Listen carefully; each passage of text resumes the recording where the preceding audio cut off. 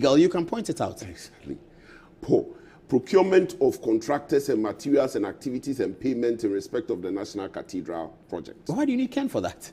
All the documents are available. You can prosecute. So the point I'm making is that in any event, when Ken appears before you, the law allows him not to even speak at all. Okay, but let me ask you, Bafo. You are not the officer of the OSP. Kisia Jabin is. I'm not the OSP. Kisia Jabin. Musah Dankwa is not the OSP. Kisia Jabin is. Why are we telling him how to do his work? Paul, we don't have to tell him how. That's what we are. Constitution of Ghana, let me re-emphasize this. A person has a right not to incriminate himself. Yes. And therefore, when he appears before any investigative body, he reserves the right not to speak. Not to speak. And so when he appears before, when Ken Ofori-Atta appears before the OSP, he doesn't have to speak. You made that point in your thing. That's Good. very interesting. Yes. He can decide, I have come, but I won't talk. Two. Go and prosecute me. You can also prosecute Ken Ofori-Atta even in absentia.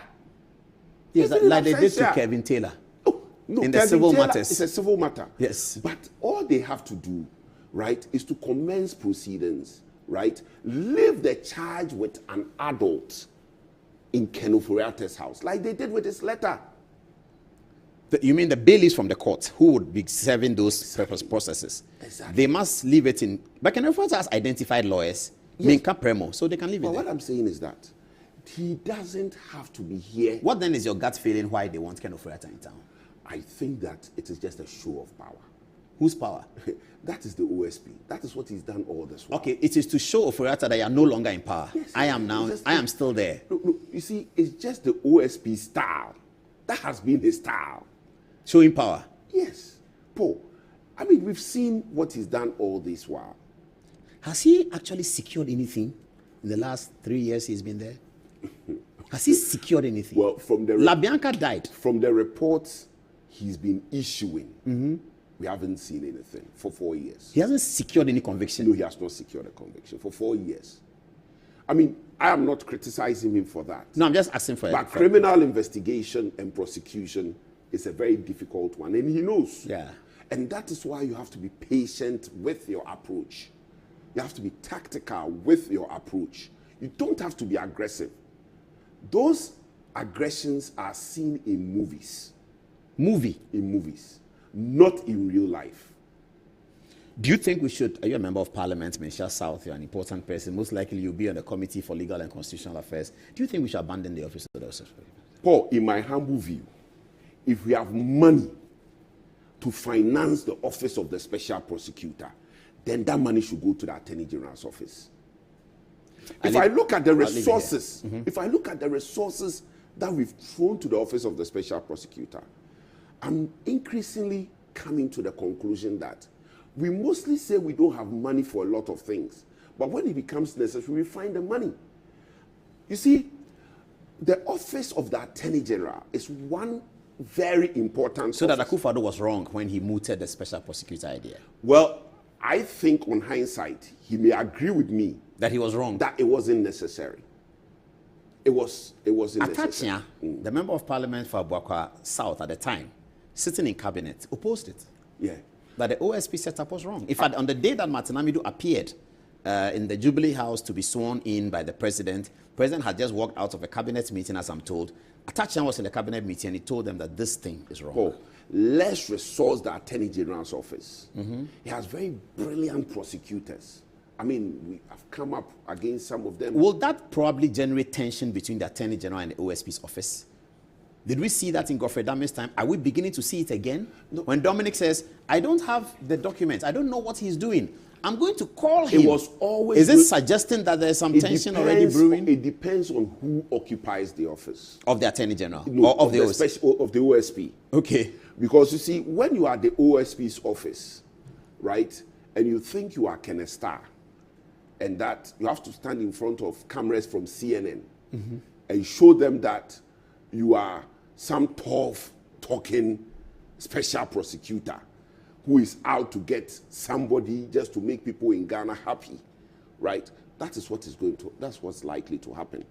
The police has been prosecuting matters on the authority of the Attorney General for years. And they've been quiet.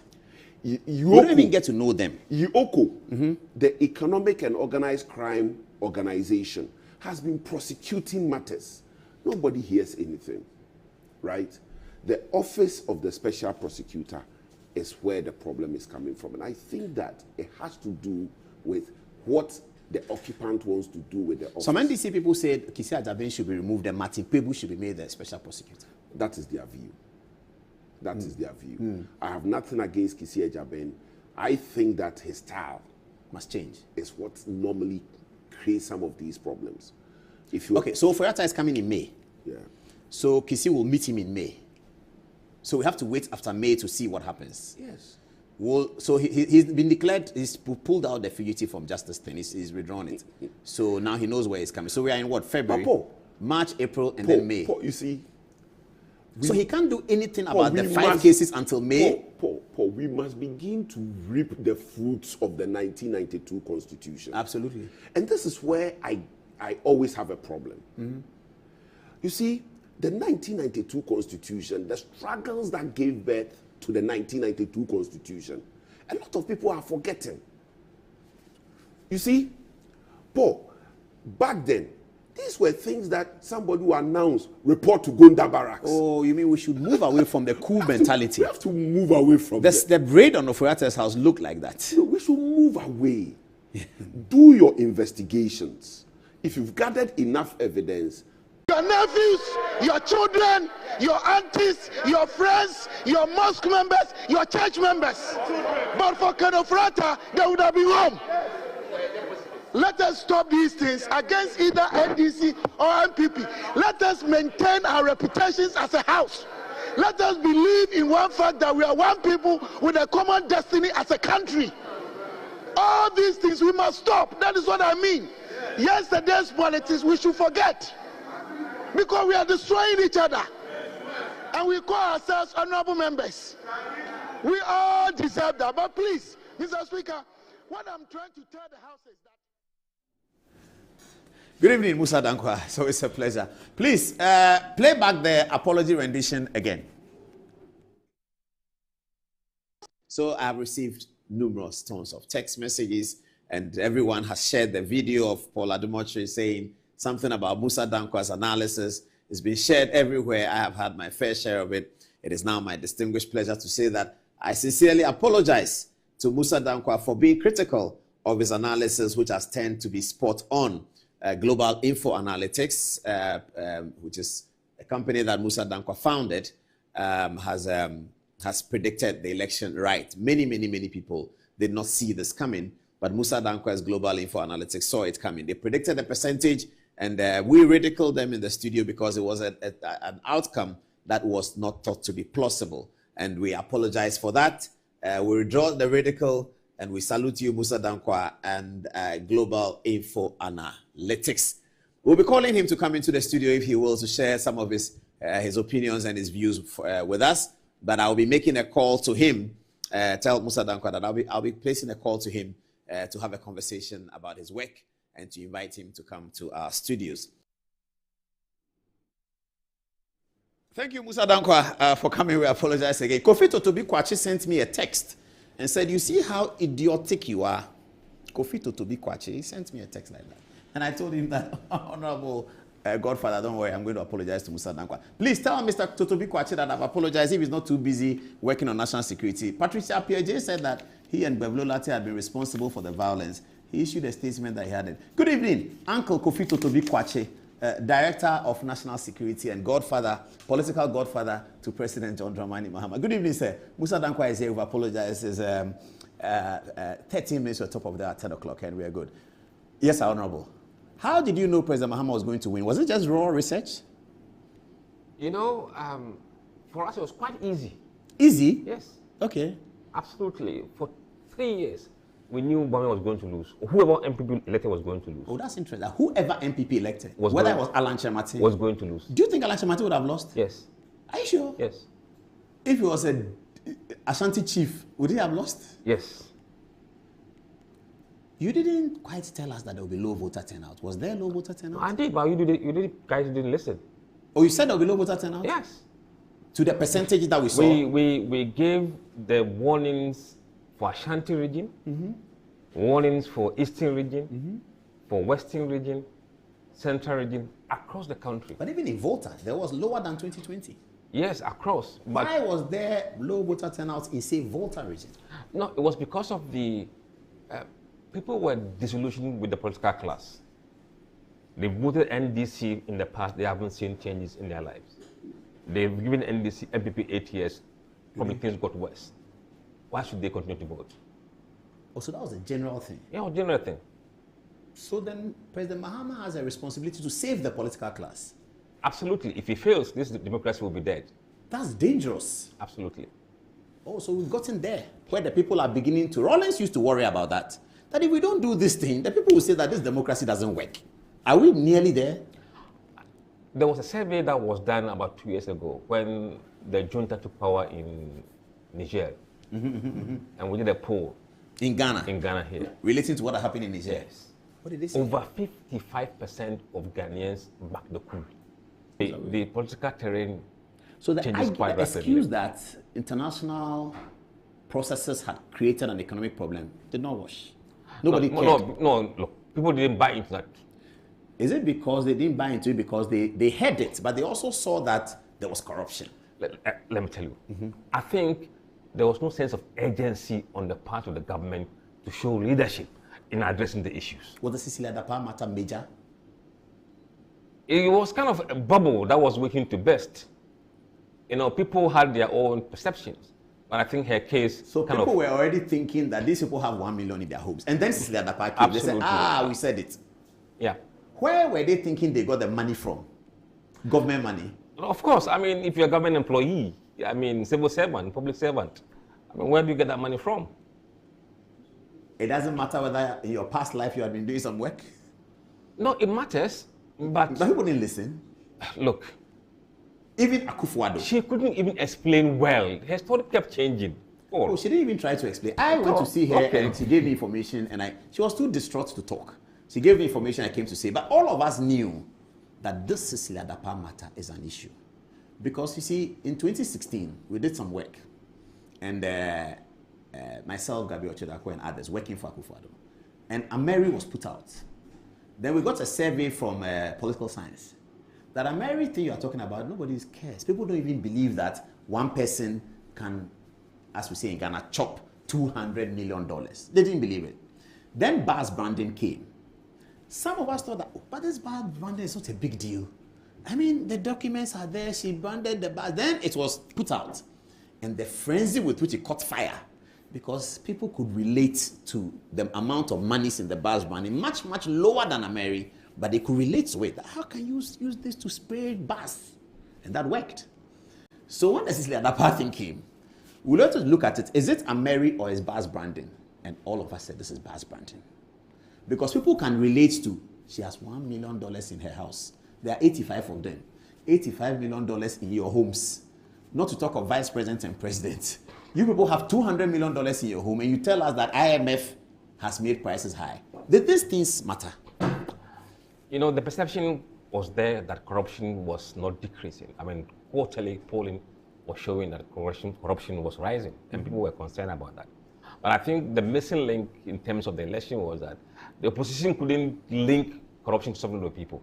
There's a missing link between how corruption affects general voters, and that link I don't think was made public very well by the opposition. But people had perception that, look, corruption is there and it's happening. And they've seen people show kind of lifestyle that they didn't show before. So it wasn't the 8 years? No, it wasn't. Didn't it play a role? Look, that also made it much easier for them to be kicked out. But generally, the economy was in a very bad state. People were desperate. Look, people were really hungry. Yeah. When you talk to people in the street, it's shocking the kind of things they tell you. So the prices were absolutely high. I mean, everybody was feeling it. This NDC campaign of milk in Mahama time, milk today, did it work? Because it's very straightforward. It's the same milk. Look, you don't even have to go to milk. Even Gobe. Oh, Gobe went up. Of course, I mean, Kenge went up. Gobe. I used to buy Gobe for 3 cedis. And it came to 7. 15 cedis. That's significant. Yeah. So if I was feeling it, but next time you want Gobe, I'll show you a place where they do it, which is very good. So putting milk 15 cedis and 15 cedis, why didn't civil society enter that conversation and say, wait a minute, nowhere in the world will you take milk of 2016 and it will be better than milk of 2024? No, this is a thing that you guys or those in policy do.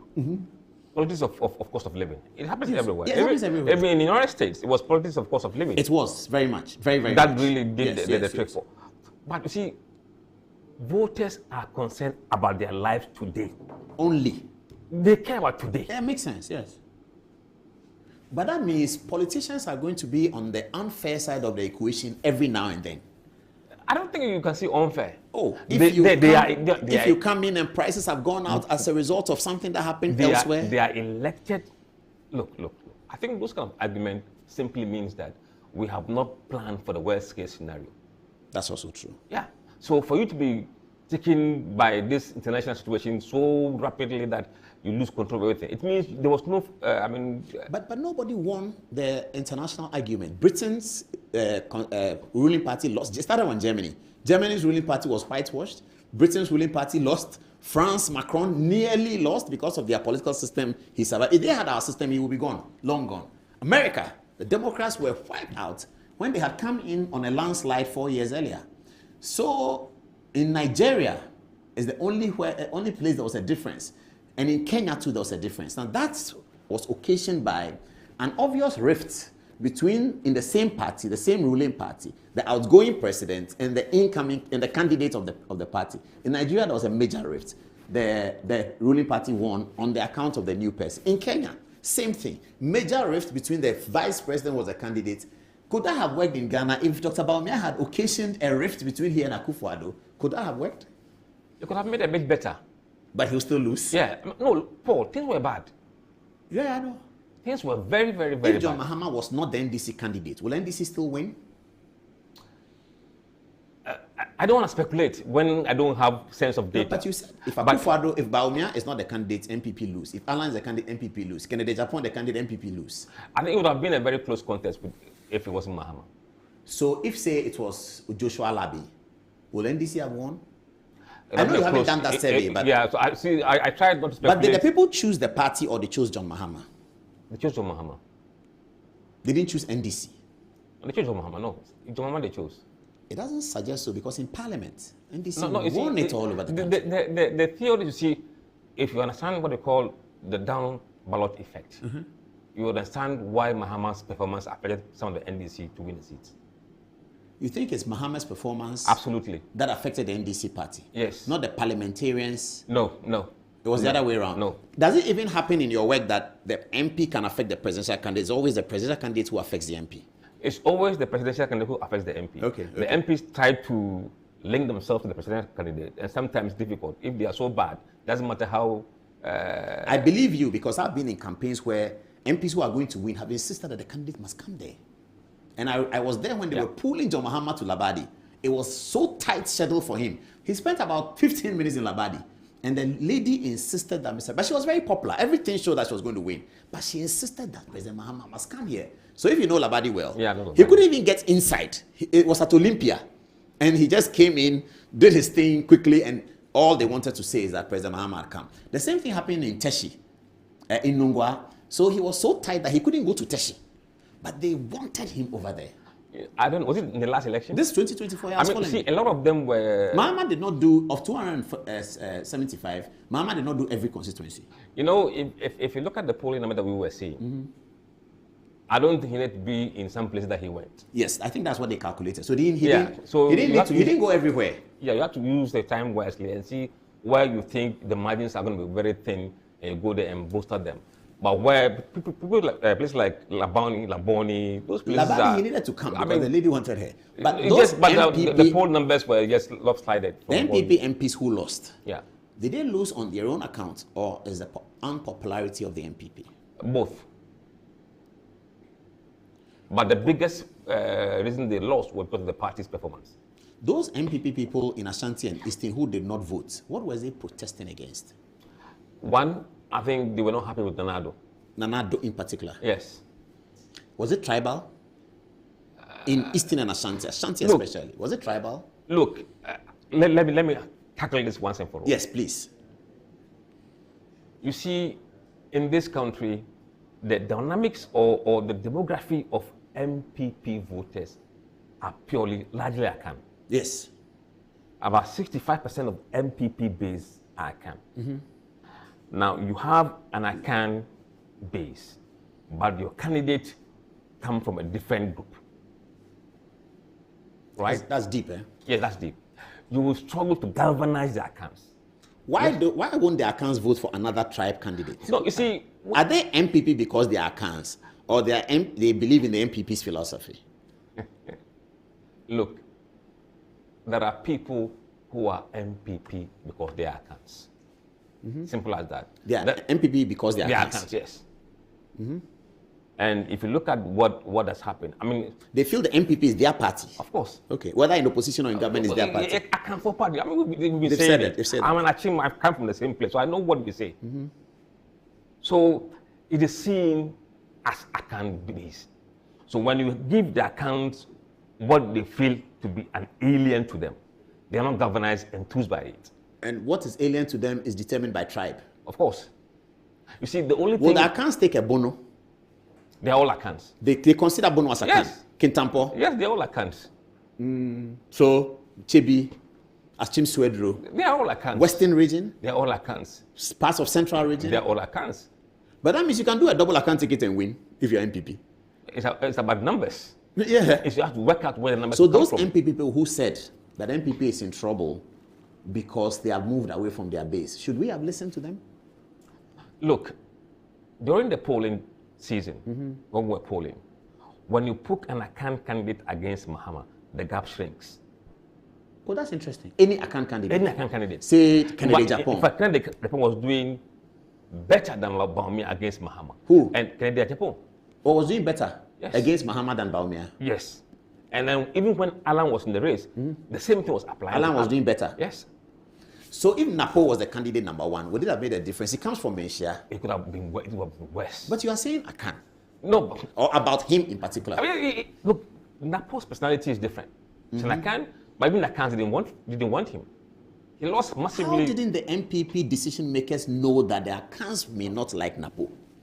How didn't they know? I don't know. I don't know. But we came in later. And we, So if the running mate was different, would it make a difference? Yes. MPP will still lose, but it will make a difference. Yes. If Kennedy Japan was a running mate, will it make a difference? Absolutely, yes. Could they have made a difference in parliament as well? Every number counts. So, I mean, if Kennedy Japan is a candidate, the difference in presidential will come. But will it affect parliament? If he was candidate, I don't think they would lost Asin Central.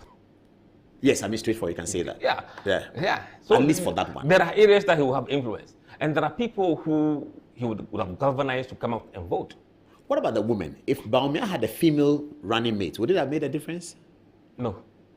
They will still go down. No. Look, But you know, people like you make Ghana very modern. And I like that. I mean, in 1996, we won't sit on radio and TV after the election to have a poster.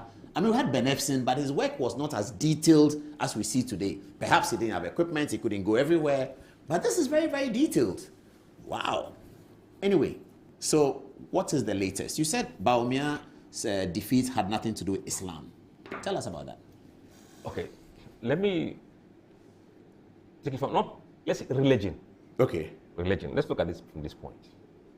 You see, when you put religion among many issues and you ask voters what is driving your voting intentions, religion and ethnicity will come at the bottom.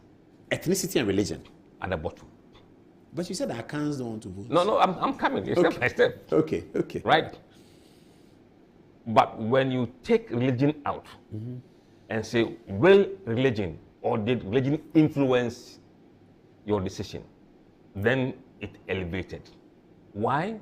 Because when you have economic crisis, when you are hungry, when you have no job, when you are facing serious challenges in education, nobody will put religion above these three issues.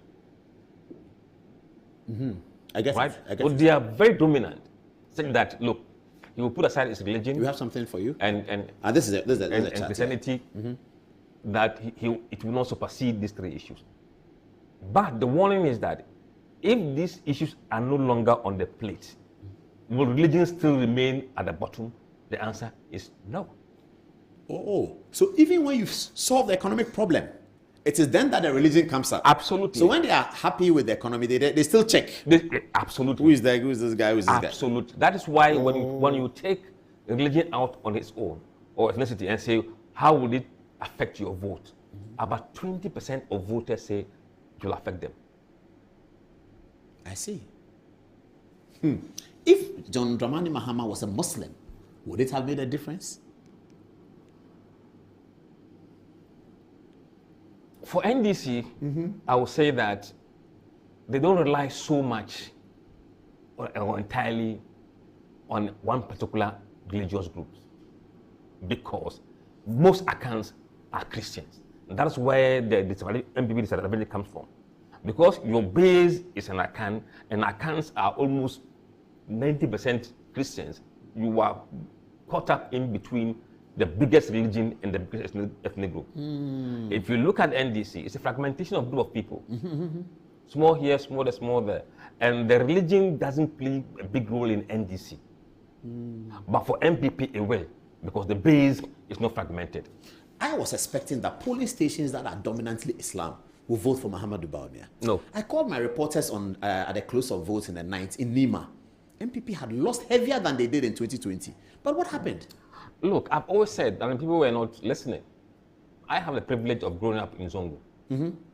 Really, when I can, and I'm Muslim. So I know the dynamics of the Islam and the Muslim vote very, very well. It goes deep. NDC is not the Muslims that give the NDC the Muslim vote. It is the party. So whoever the party puts there will get the Muslim vote. Why? Why do Muslims want to vote for the NDC? It goes back to... Is it the holiday? Not the Alhaji Mama Idrisu's work in PNDC? No. It goes back in Nkrumah's time. Nkrumah's overthrow. 1969. The Aliens Compliance Order. Oh, but that's gone beyond that. Yes, but you think it's gone. No, but Aliu Mahama, who would have been part of the Aliens Compliance Order, became vice president under Kufuor. Absolutely. So if you realize that from Ali Mahama's time all the way to Mahama first, you know, MPP was attracting Something. Muslims, yes. Yeah, it was coming a little bit. Yeah. And when Akufo-Addo came, Akufo-Addo won, there was an increase in the Muslim. Yes, because of the Zongo ministry and all of those things. But 2019, they lost it. Why? You know, What happened in 2019? in 2019, there was issue about the Muslim students in some mission schools that were not allowed to fast and pray. Oh, I see. Yeah. Under free SHS. Yes, well, education. I mean, Yeah, general education. Yes.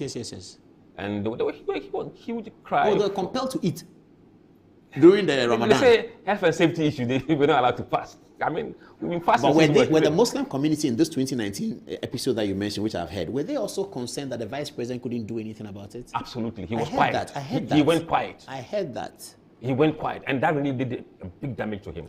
But we all heard that after the election. No, I was told that- maybe he wasn't prepared to listen. We were telling him a long time. No, I was told that issue. And then I had a northern guy called me, a very good friend of mine, who is politically neutral, and told me that he voted for John Mahama. And I said, why? He said, my business. They spoiled my business. And I told your man, I went to his house. I said, Alhaji, he promised me that he would do it. I didn't hear anything. So I told my people to vote for John Mahama. Look. He Were was the really- Muslim community and the Islam community feeling that the vice president did not really stand up enough for their interest? And also, there were things that he was doing that the Muslims really Didn't like. were put off. Yeah. Like what? Communion. The church going was really. They didn't like it. No. But he hasn't stopped. Well, that's why the votes didn't come. No, but after the vote, he hasn't stopped. And then if he continues doing that, the vote will still be coming down. So he should stop. Absolutely. He shouldn't show unity in religion. That's not unity. Diversity in your religion, shouldn't show it. I was baptized a Christian. Yes. My mother is a Presbyterian. Yes. I go to her church, do occasion programs and leave. You are a Muslim, Yes. so you go to the church My mother program, I go to a church for program. I donate to a church. and then you leave. I leave. You don't go as far as communion. No, I mean, why should I do that? But if you are the vice president and you visit a church, I you will can't not- leave. No, You have you- to speak. No, look, speaking is not the same as worshiping. You be worshiping with them. And look, truth be told, people must tell him why he lost the Muslim vote. I get the point. I understand Yeah, that. He must be told. He must be told. Maybe people are just too timid to tell him the truth. Maybe we don't know. No, we don't know. Maybe he doesn't listen. We assume that Ghanaians will like No. unity. No, you see, unity in diversity. Look, that's not unity. Look. So if I'm running for president Why- and I go to Muslim Friday, why was Christians Ali- will not be angry. Why was Ali Muhammad not accused of the same thing? He didn't do that. Ali didn't do that, going to churches. He donates, but he doesn't. He didn't do that. That's the role of. I mean, his role was to, show, go to events, take part. Yeah, he did, but he won't go to church and do it. I mean, look. But that's because Baumia was baptized a Methodist. That's what he said. I was baptized a Christian, Presbyterian. Yes. So the same thing. I don't know what he does. Maybe I'm not vice president. So going forward, he should stop.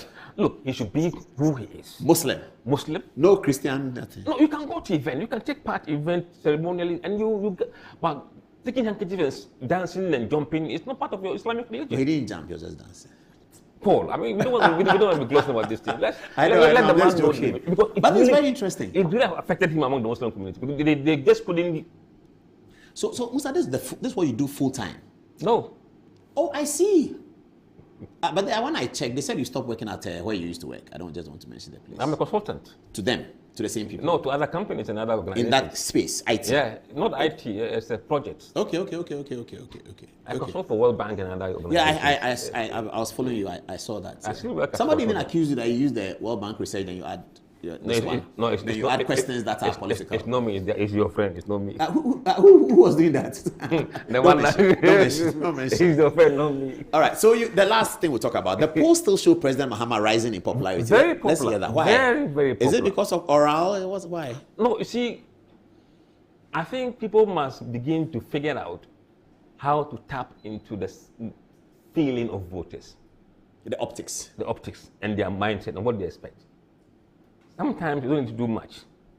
Just anticipate what they want you to do and then begin to do that. President Mahama is great at optics from his time in politics forever. He's been very good on optics. That we can say. So is that what has brought him back to power? Understanding the Ghanaian and knowing what optics to show. No, and you know I don't think when he was swearing in the ministers, he warned them that now you're a minister. So what you say is very, very important. I don't think it's optics that won Muhammad the presidency. I think his message resonated with the people. They didn't see real alternative from the MPP. So what was his message? To reset. Yes, that was a main and People message. were not happy with what was going on. Yeah, I get it. If you said means changing what was going on, they were happy. They were happy with it, yeah. Yes. If you say you want to upgrade, so if upgrade means you have to multiply. To make it worse. Make it worse. So if NPP has said reset from Akufo-Addo, would that have been better? In fact, you see, that would have given people indicated that you want to do something different from Akufo-Addo. Because see, Nado was very unpopular. As a result of the economy, and then his optics. Yes. His optics as well. Absolutely. The chief's thing. When he was leaving power, his approval rate was like 35% approval rating. For 3 years, Nado has been 35% approval rating. Very unpopular. So nobody can win an election with that kind of incumbency behind you, who's not popular. The other thing that we see needed to distance himself. Yeah, so Baumia needed to do a few things to be clear about the religion. Muslim, Christian. Yes. Not both. No, you can't be hybrid. Secondly, he needed to do a lot of work with the base of his party because we're going to see him as an outsider of sorts. Third, he needed to clearly distinguish himself from the Akufo-Addo enterprise. However he was going to do it was up to him. But you're saying that even if he did all these things, it would still have brought the election to a difficult election. It wouldn't have given him the straightforward victory. Is that what the point you're making? No, because of two key main issues. The economy was really not on.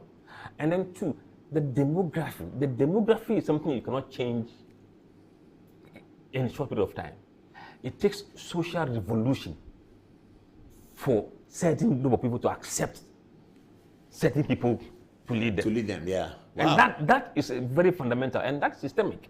And when you have a systemic problem, it doesn't matter if you bring the same. So MPP should not field Baumia again. Look, let me tell you. I want to make that prediction here today. Yeah. Look, it will be in the best interest of MPP if Bawumia says, I won't run again, on his own, not to be pushed. He on his own. On his own. Must say that I will not do this again. No. Can he come back later if he doesn't do 2028? He's still young. An MPP must look for an account candidate or a gun or Look, I look at the data. Yes. What does the data say? Now, if he does that, then MPP can begin to rebuild the party earlier. Without him.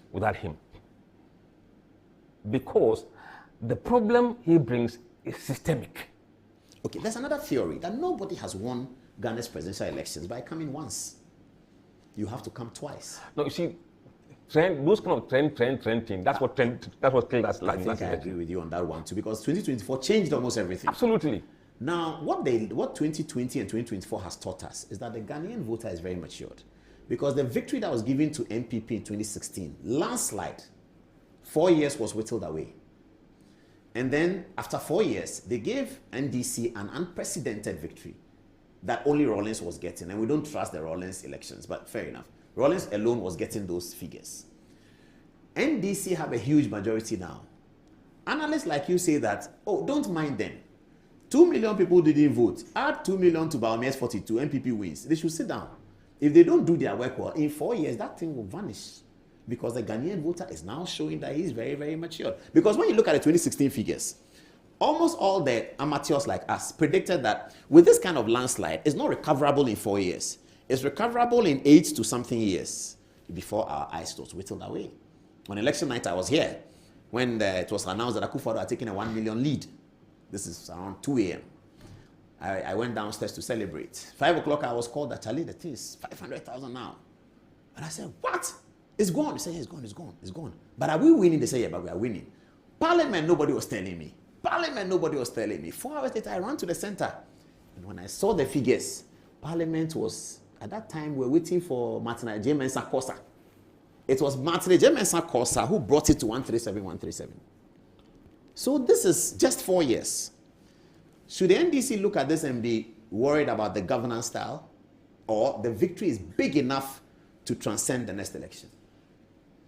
I think MPP has been bruised so much that it will require more than 2 election cycles. No, and I'll challenge you on it.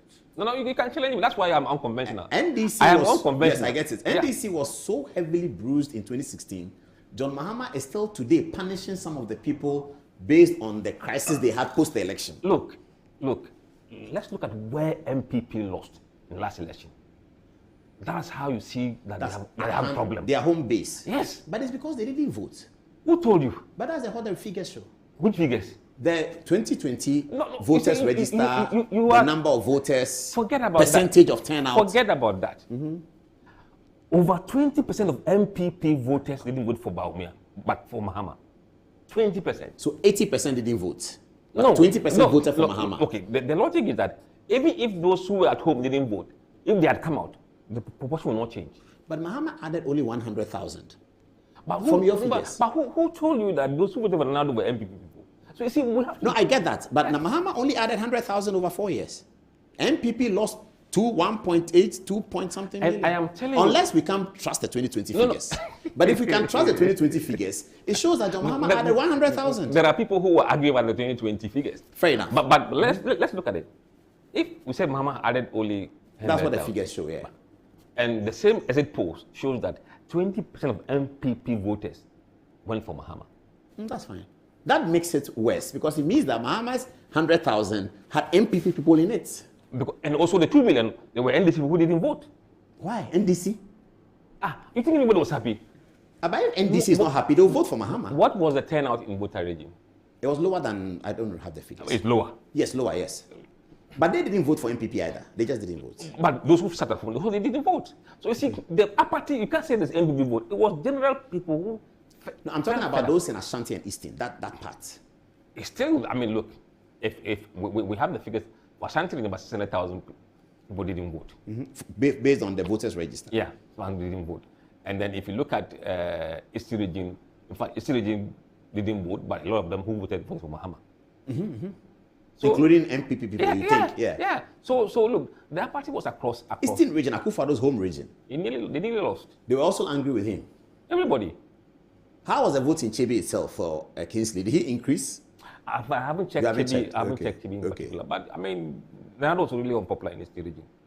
I guess it. That John Mahama will not be on the ballot in 2028. Does it change anything? No. I mean, for now, he will not be. We don't know what the constitutional processes will bring. But for now, we know he will not be. Look, the crystal ball, from what I see, is that NDC will be led by young people. No, the presidential candidate. Yes. Not as Edwin Ketia. Edwin Ketia, we know, is the undisputed I know he's presidential candidate of the party. He's a massive figure, but he's somebody who loves data. If the numbers doesn't work for him, he won't stick his neck out. Or you think that he will do his research? Absolutely. And if he comes back as a younger person, Absolutely. So MPP should prepare in a younger person.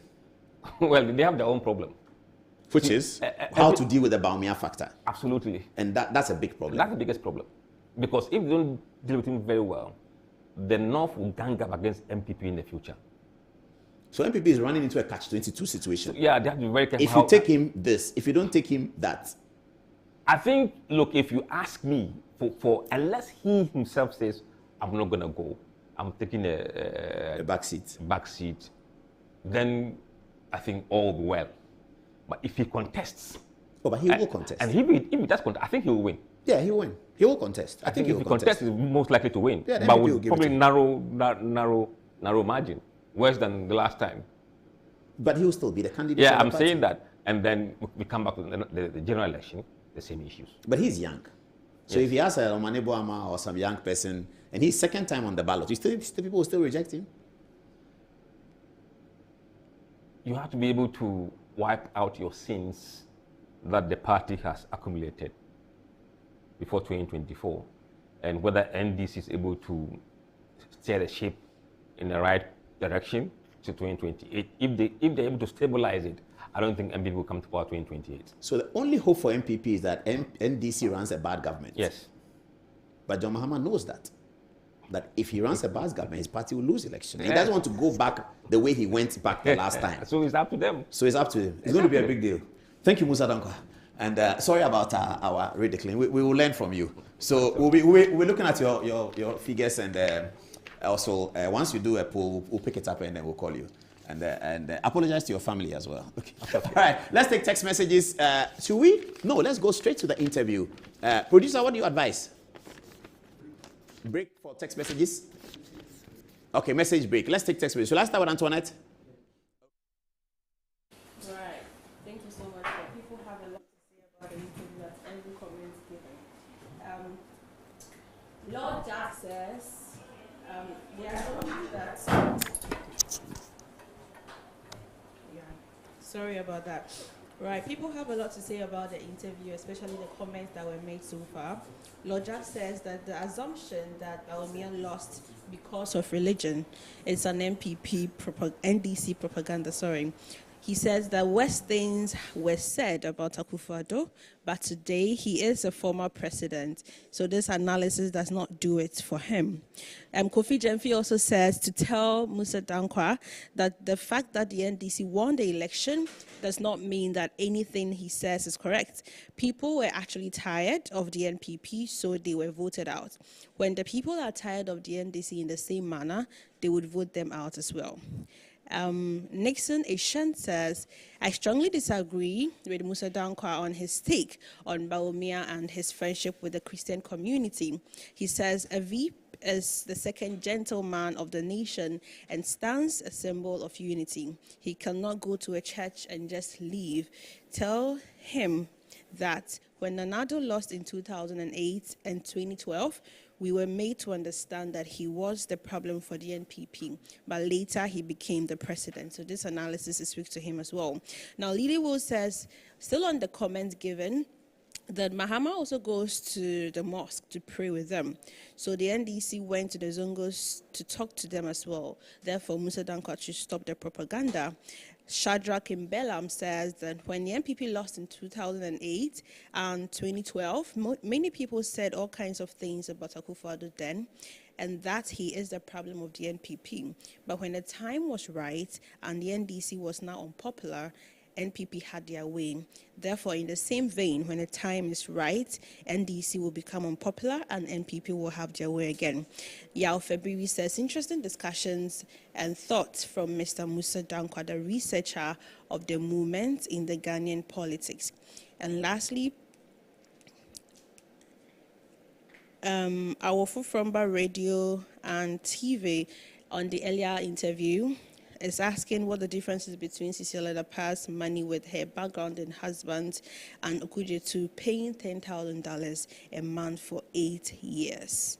What do you have to say? All right, from Ifoyabwa, she says, Dr. Baumia will come back and win massively, so please give us a break.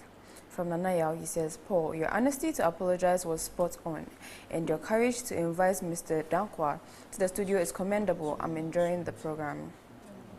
Awuk says, this election, people used hunger to vote. It is a fact. We pray that this government should not repeat the same mistakes. From Godfather, he said, Nanado is the cause of everything. B says, the military will probably bring some hope to Ghana.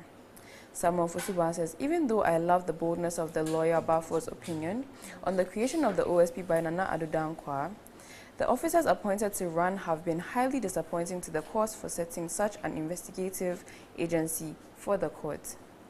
From Nanaya Sapon, he says, the suspect can decide not to talk. You don't need a suspect to present your case to court. From Enoch, he says, there are many lawyers, but only a few are lawyers. Lawyer Bafo is a gem. He makes the law very practical. From Nana Kofi, he says, you need a suspect to help you finalize your investigation and then make a case against him. What kind of prosecutor are you? From Nana Usu, he says, again, we shouldn't forget that this is not the first time Ken is receiving treatment at Mayo Hospital. Have we forgotten that somewhere in 2021 he was unwell and that Honorable Che Mensah had to read the budget on his behalf? Lastly, from Enoch, he says, after preaching Agenda 111 hospitals to Ghanaians, why didn't the NPP send Ken to any of the hospitals here in Ghana? Over to you, Paul. All right, now the phone is fighting me. Okay, I can't take the break. I have to go to the interview. Let the interview start now, otherwise viewers will kill me. So the national service matter. So we had the scandal from Suleiman Brahma, yeah? And he was on TV3 and he explained. We need to go to that interview now, viewers. Sponsors will kill me, but I have to go to the interview. So the interview was recorded much earlier, and I put the questions to Mustafa and Nana Boache. Here's the interview.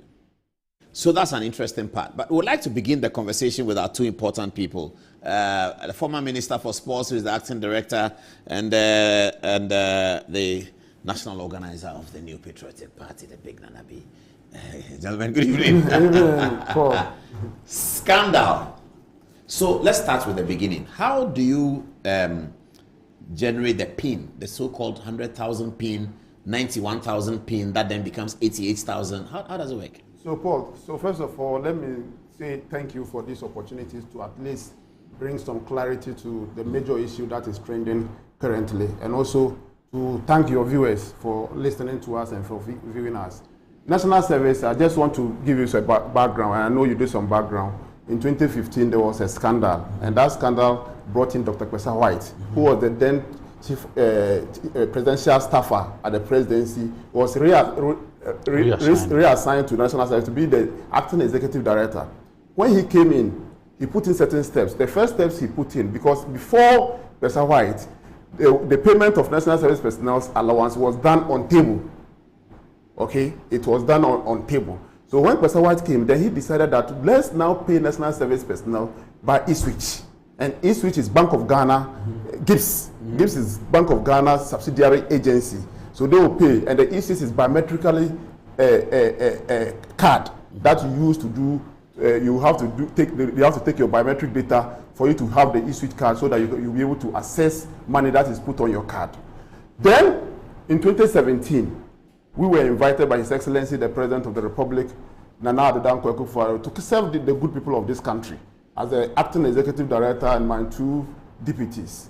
And when we came in, by then we came in February, because I got my appointment in February, but the national service year starts from September to August. So I came in February. So the 2016-2017 service year have already begun. Yes. So my first posting was... That's where Suleiman Brahma said there was no problem. Yes, that is not, he didn't even, that wasn't what he said, it wasn't a problem. The next one. The next one, yes. The next one. So the 2016-2017, I didn't do the postings. I just came and met it. So the next one that I did was the 2017-2018. 2017-2018, which he said there is no problem with that. So I won't even go there. Fair enough. But let me give you the background. 2018-2019 is the issue. But before I go to the issue, I want to take the public and your viewers and the Ghanaian public to the processes that we go through in deployment of our national service personnel. First of all, when the time is due for national service deployment, we have these our institutions. And when we have the general institutions, that are the universities, both public and private, we also have the nursing training colleges, we have the teachers training colleges. So the general posting is the universities and the polytechnics. So we write to them that they should bring us their final year class list so that we'll be able to process them for national service. So once all these institutions, and before I go, we have 3 cycles of national service, as you said. We have the general national service, we have the teachers national service, and we have the nurses national service. So when we come to the general national service, their period is different. It starts from September to August. Then the nurses start from somewhere April. The first cohort is April, and the second cohort is also September. The teachers, normally we deploy them in December. Then they will start in the new year. So these are the period that we do the deployments. Then once the data is submitted by the general, for example, in 2017, my first posting will start, normally we'll start earlier before the September. So we'll ask the institutions to bring the data. When the data come, we then process them. But because in 2016, 2017, we observed national service and there were issue of, and because His Excellency also before he appointed us, and because of the previous experience, he gave us a marching order, especially me, because the President himself signed my appointment letter, and he gave me a marching order to ensure that we bring sanity to national service as far as ghost name is concerned. So I was much concerned. So when they bring it, we generate PIN numbers for them. And those days, the PIN numbers... When they bring the list. When they so bring the list. University of Ghana brings 10,000. Yes. Then you generate PIN numbers for the 10,000. 10,000. They will come... By their names, index numbers? It will come with their index numbers and their names. But we use the index numbers to generate the PIN number for them.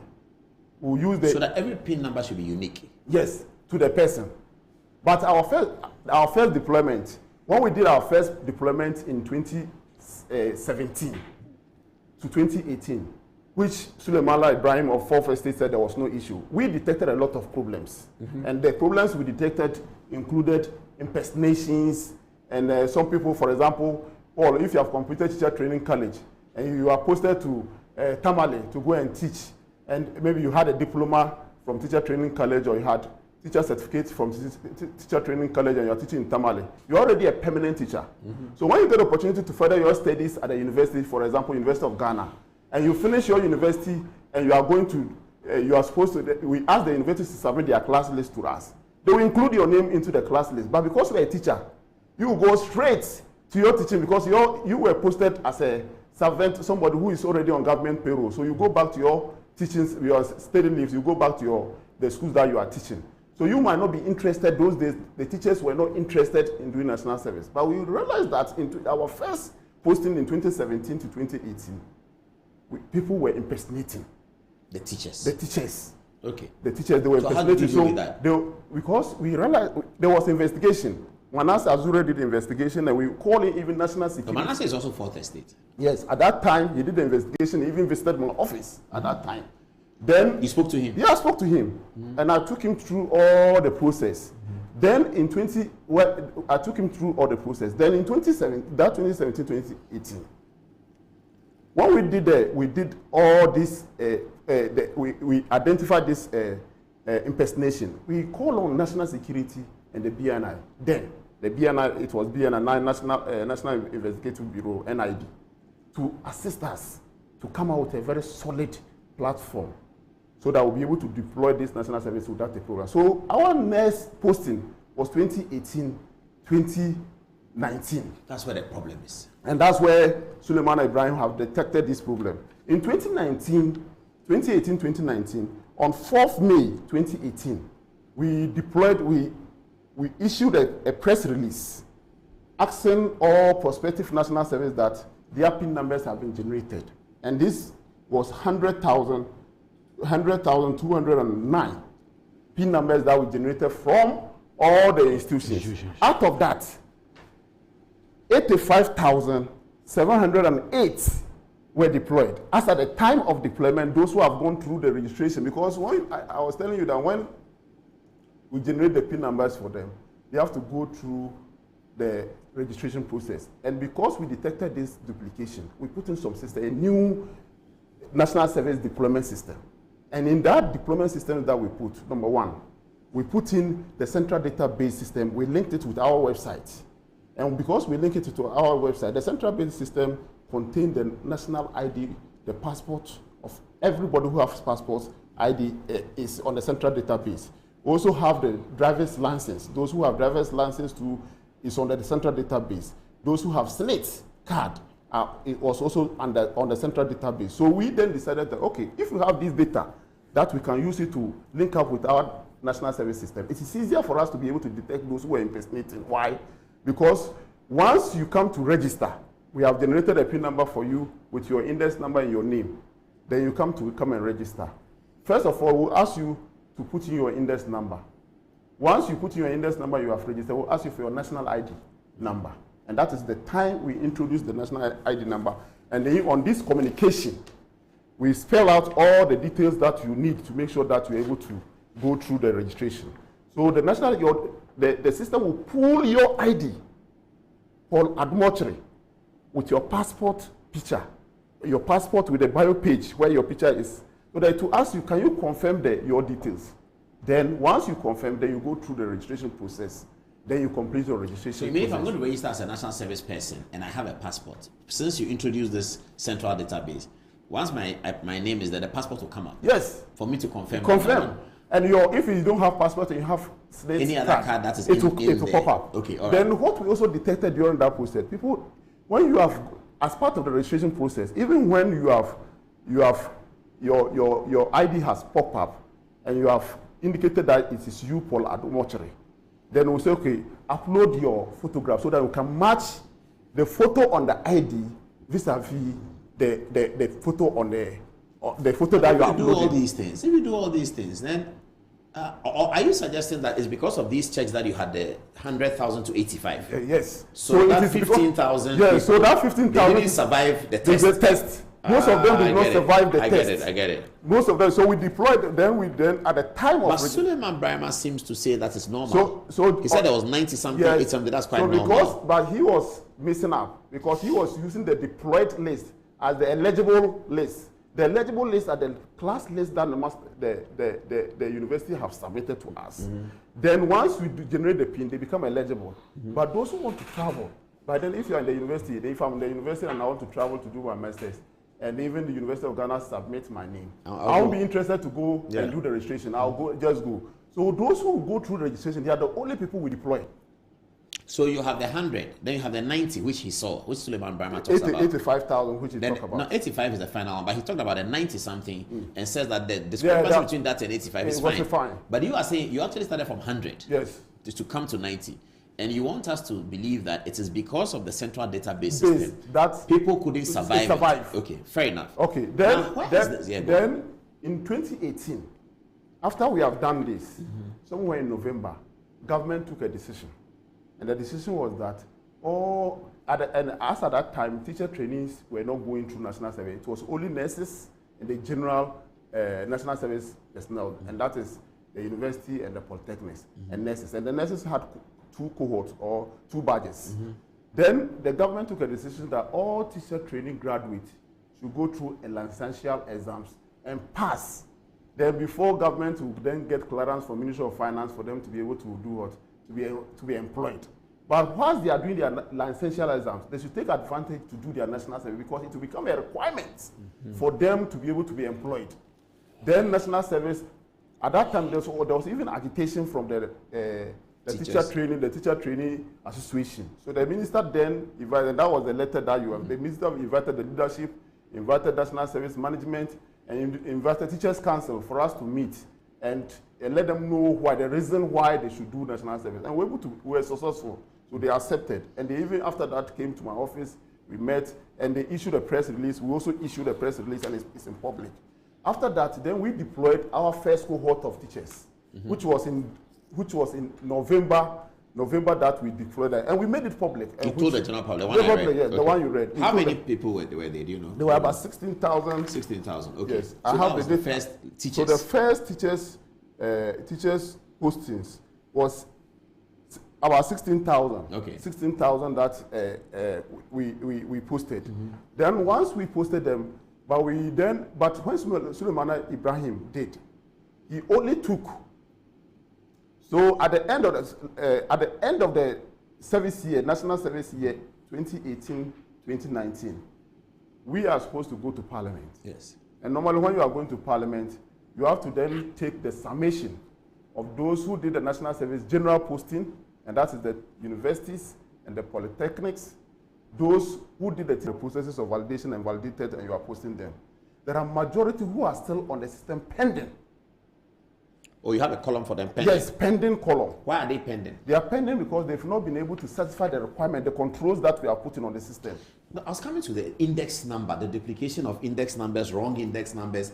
Suleiman Brahma shows index numbers of Winneba Education University, and he says that the index numbers follow a certain pattern. He showed other institutions, and all those index numbers were found in the National Service document. So that is He's suggesting to us that these are the basis for the ghost names, I think. Yeah, so what Suleiman Ibrahim did not tell the public is that we have the system have an entry point and exit point, and then the exit point is at the time of receiving your allowance from GIFs. First allowance. Your first allowance. You need to go through the registration process. You need to be verified through all the verification process. Then you have to then go, and after you have been posted, you have to then go to verification, biometric verification at the various regional centers first. Then once you are accepted and you are posted to your user agency then will validate you monthly to confirm that you are post. Then they submit a report to you before you get paid. So what's the point you're making? So I'm making a point that the figures Suleiman Ibrahim, the data that he got, are people who might have tried to enter the system, but they were not successful at the exit point of receiving allowances. Okay, so you are saying that we should ask Suleiman Ibrahim and the fourth estate that these names that they put out, the index numbers, duplication of names, did they check whether they received the first allowance? That is another thing. That's the critical point. That is what I'm It's at that today. point that we have a scandal. A scandal. But if they didn't receive, that means that the system's checks. The system checks has pulled them out. Prevent that. Even though when you come into the system, you might see it to be in the system. But which category of the system are they? Are they on pending? Are they on hold? Are they successful? Or so if they are successful, then it's a problem. Yeah, if they are successful, so your call on the fourth estate is that give us one of those names that you can trace to show that they received. And also, allowance. Even it will be difficult because it's not possible for one person to have the same ID. How are you going to acquire your e-switch card? What is e-switch? Why do you the need it? e-switch card is a biometric verified payment system that we use in paying the national service personnel. So I cannot acquire the e-switch card if I'm using the name Kwekwe Japan. You can acquire it, but it is only unique to you. So after I have used it, nobody can use it. After you have used it, nobody can use it. And after I have used it, I cannot use Kojo Upon. To go and do because the verification will get you. You'll be emulated. Even though you might try, but you will not be successful. So you think all these 20, for the 2018 that we are talking about is really much ado about? So even at GIFs, Bank of Ghana, there are times that we will submit lists to them and they will tell us that this particular service personnel have already done their national service before.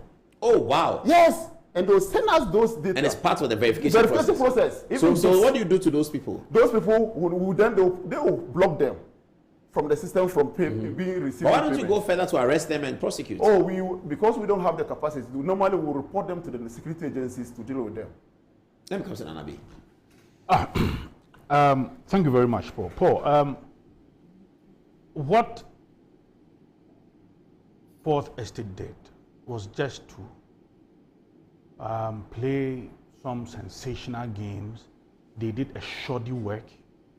I will never call this investigation. Why do I say so? Look, they showed a video of Mustafa Yusuf, myself. Look, I was never interviewed as to my role, because I was there from 2017 February to September 2018 when I left, because I was elected as national youth organizer then. Now, what can amount to a scandal? Because you are saying that these are ghost names, and then they go ahead to do a certain calculation, and then they put up a figure, 2.2 billion. Oh, there's a scandal. Meanwhile, you did not tell us that you have actually approached Gibbs to confirm whether they have paid, because we are talking about payment. Yeah, they must have made all that you did. 2 billion. Yes, I listened to him and you've watched it. All that he did was to pick the publication we usually make, the number, the figure, the general postage. Yes, the 85. And he mentioned it. And compare with Parliament. Yes. He mentioned. And then he said that he himself said that they picked the numbers from the publication we issue. Yes, he said so. Number one, and then he said, and the figure two from the Parliamentary Select Committee. And he identified the discrepancy of education, and then he just used that. I don't know why. Do they suggest that nobody else will see that as a discrepancy? No MP will see it. What is so surprising? It's been all over. What is surprising? Very poor work. I'll come back to what is even surprising is that after they've done all this investigation, and it is revealing that even during my tenure, there are issues that they've identified. I was a public figure. I was a minister for Youth and Sports. Yes. I was a member of Parliament. They never contacted him. At least you could have written to me. For festive, have been writing letters to the Ministry of Youth and Sports, and we respond. So they could have written to us, and for me to respond to some of the things they've seen during my time at National Service. Yeah, they could. But in his reportage, he created the impression that at least they contacted us and we didn't respond. Yeah, I heard him say that. Maybe he called you and he didn't get you during the campaign. The heat of the campaign. He never called. He could have sent a text. So you are concerned about the work that has been done. That is it. The work is a very shoddy work. I will not call this. In fact, that is the more reason why Mr. Daniel Domlevo, who is a member of the oral team, said that a lot of the papers presented to them would need serious auditing. He said there are rumors. Exactly. And that they will need to be confirmed. Exactly. Yeah. Right? Because National Service, the way and manner we conduct our business is quite unique. So you need to do proper investigation. Number one, Mustafa mentioned that at the entry point, anytime we invite students, prospective service personnel, we are invaded by fraudsters, the system. So at the entry point, you will see all manner of information. All. In fact, that is where somebody will even input the name of that Kenyan or the face of that Kenyan. He said it. Because at that point, they can pick anything. Because so they are trying their luck. They are trying their luck. So if they get in, what happens? They get salary.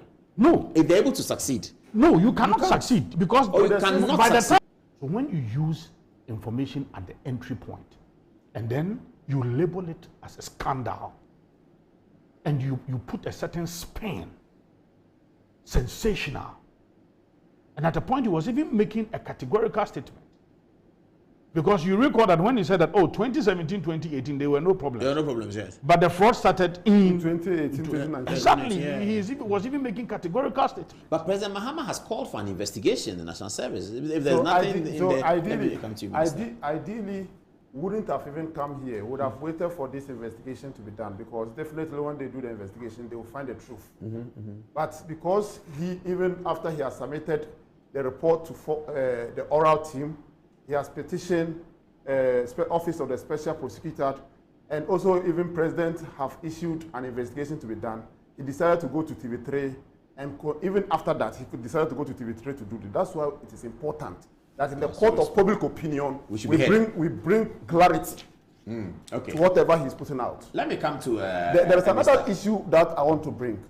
There's another issue. Yes, please. And I missed it when I was taking you through how we do national service. And that issue is that national service, when we are going to receive the data from the institutions, there are three ways that we receive, at the time that I was there, there are 3 ways that we use to receive the information. Number 1, and all the institutions have to follow all the 3 ways. You have to send an email with your class list to National Service Secretariat email address. 2, you have to put the data on the pen drive for National Service. 3, you have to add a hard copy of all the master list to National Service. So this data is something that if they go to National Service and they want to find out the institutions, whether the institutions presented to National Service scheme or not, they will be able to find. Okay, let me bring in one of our interns here who helps us to do this work. His name is Mr. He's just recently completed National Service. Mr., tell us, when did you do your National Service? I had my National Service at the Drivers and Vehicle License Authority, Regional Office, at Greater Accra Regional Office. Which institution did you come from to National Service? The University of Ghana, Legon. So how did you know, how did you get your PIN?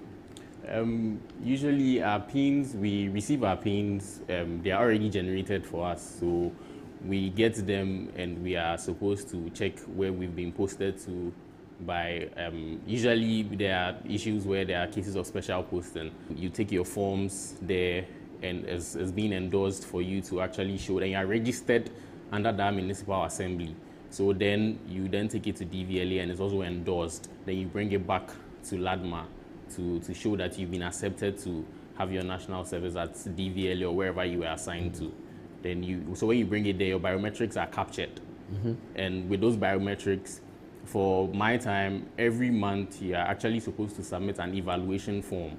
So with that evaluation form, because it's tied to your biometrics, it can't be submitted for you, it can't be done on your behalf. You need to be there yourself. So in instances where you actually don't submit your evaluation form, there were cases where your national service allowance is delayed because apparently it's a critical procedure that has to be done. So if, for say, you actually skip sending your evaluation form in the month of June. National service for teachers have just been deployed, and the current management will have to make provision for that national service personnel, teachers who have been deployed going forward when the new budget is going to be presented. So it's not going to be 91,000 throughout the year.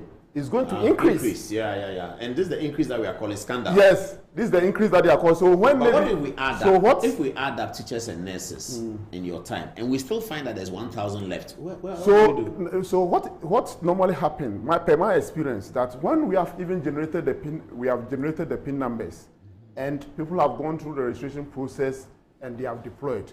Most often, after even the deployment, prospective national service personnel who have not been able to go through the national service registration process will come to the office and say, "Oh, you've done the deployment. I have not been able to get posted." Then we'll check on the system. Why is the person not posted? So in most cases, we can there are some document that they are supposed to upload on the system, and they haven't done that, and they will then do that and be cleared. So, but those postings, when we make them, we don't issue a public. We don't issue. So, for instance, the 85, not all register at the same time. No, some will come and register 2 months later. Even after we have released the 85,000, even though we generated PIN number for over 100,000, some will come after we have released the posting. That their registration is after we have. So there's still a group to account for. Yes. How do we know that figure? You get it at the data because the system capture all this. Okay, so the one that goes to Parliament has included. Yes, all included those that. people. I get it. Included all that. We have to open the phone lines on this and let people comment on this. It's very, very, very interesting. Okay, viewers, what can I say? Okay. There's another thing that I want to add. Even when the universities have submitted all the lists to us, then we have generated PIN numbers. You still get some of the universities, some of the institutions coming back with supplementary lists. After you have issued a press release? After the press release is gone? After the press release is gone. So if you don't go back on the central database and you just use the press release as your base source document, you'll find more names. Yeah, you'll find more names instead of there is ghost names. But those names that come to you later, are they also entitled because they're Ghanaians? Oh, they are Ghanaians. Yeah. And so they're entitled. They are entitled. So you have to post them. Exactly. And you can get the records from the email the institutions will. If you check from the institutions per their internal practices, there are some students who will always supply their information very late.